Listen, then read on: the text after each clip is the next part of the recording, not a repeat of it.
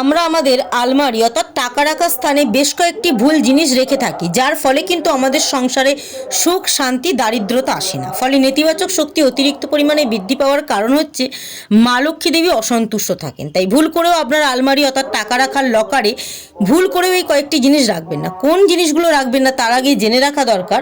বেশ কয়েকটি জিনিস আছে যেগুলো বৃহস্পতিবার দিন রাতে যদি আপনি আপনার আলমারিতে অর্থাৎ লকারে রাখতে পারেন, অত্যন্ত শুভ ফলাফল পাওয়া যায়।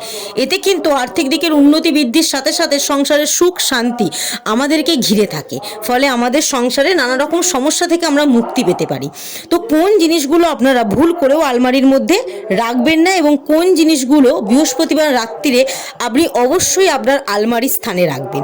যে জিনিসগুলো রাখবেন সেগুলোর মধ্যে প্রথমটি হচ্ছে একটি অশ্বত্থ পাতা। একটি অশ্বত্থ পাতা গাছ থেকে তুলে নিয়ে আসতে পারেন, বা পড়ে থাকলে আপনি সেই পাতা নিয়ে এসে গঙ্গা জল দিয়ে ভালো করে ধুয়ে তার মধ্যে সিঁদুর অথবা লাল রঙের আবির দিয়ে ওম চিহ্নটি লিখবেন। লেখার পর সেটিকে আপনি বৃহস্পতিবার দিন রাত্রে অবশ্যই আপনার টাকা রাখার লকারে রাখবেন আলমারির মধ্যে। এর সাথে আপনি যদি বৃহস্পতিবার দিন রাতে 3টে কড়িকে রাখতে পারেন, তার আগে কিন্তু অবশ্যই মা লক্ষ্মী দেবীর পায়ে পুজোর সময় সেই 3টে কড়িকে নিবেদন করবেন। তারপর সেই 3টি কড়িকে কিন্তু আপনি আলমারির লকারে রাখবেন। অত্যন্ত শুভ বলে মনে করা হয়। আপনি যদি এই চৈত মাস জুড়ে যে কোনো একটি বৃহস্পতিবার এটা করতে পারেন, অত্যন্ত শুভ বলে মনে করা হয়। তার সাথে অবশ্যই কিন্তু একটি গোমতী চক্র, একটু কাঁচা হলুদের টুকরো রেখে যদি আপনি আপনার টাকা রাখার লকারে রাখতে পারেন, অতিরিক্ত পরিমাণে অর্থ আমাদের জীবনে আসে। ফলে আমাদের পরিশ্রমের রাস্তাটা খুলে যায়। আমরা কিন্তু অতিরিক্ত মাত্রায় পরিশ্রম করতে পারি, কাজের সুযোগ পেতে পারি। ফলে কিন্তু আমাদের সংসারে কখনো অর্থের অভাব হবে না। তবে বেশ কয়েকটি জিনিস আছে যেগুলো আমরা আলমারিতে যদি রেখে ফেলি ভুল করে, তাহলে কিন্তু আমাদের সংসারে অতিরিক্ত পরিমাণে নেগেটিভ শক্তি বৃদ্ধি পায়।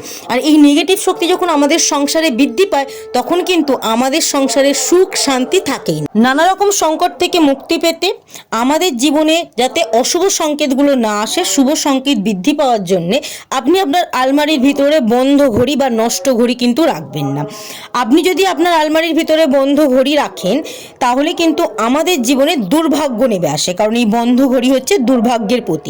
অপ্রয়োজনীয় কাগজপত্র, কারণ হচ্ছে যে সমস্ত অপ্রয়োজনীয় কাগজপত্র আমাদের কাজে লাগে না, সেই সমস্ত জিনিসপত্র যদি, যেমন পুরনো বিল, ছেঁড়া কাগজপত্র, দলিল, ছেঁড়া দলিল বা অপ্রয়োজনীয় দলিল, এগুলো যদি আপনি আলমারির মধ্যে রাখেন, অতিরিক্ত পরিমাণে নেতিবাচক শক্তি বৃদ্ধি পেতে পারে।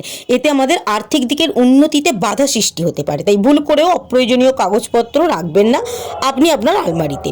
আপনি আপনার বাড়িতে যখন আয়নাযুক্ত আলমারি আনবেন, তখন একটু মাথায় রাখবেন আলমারিতে যে আয়নাযুক্ত দরজাটা থাকে সেটা যেন বিছানার দিকে না থাকে। আপনি ঘুমাতে যাওয়ার সময় বা ঘুম থেকে ওঠার সময় যদি আপনাকে দেখতে পান সেই আয়নার মধ্যে, এটা কিন্তু অত্যন্ত অশুভ। এতে কিন্তু আমাদের সংসারে বাস্তুদোষ দেখা দিতে পারে।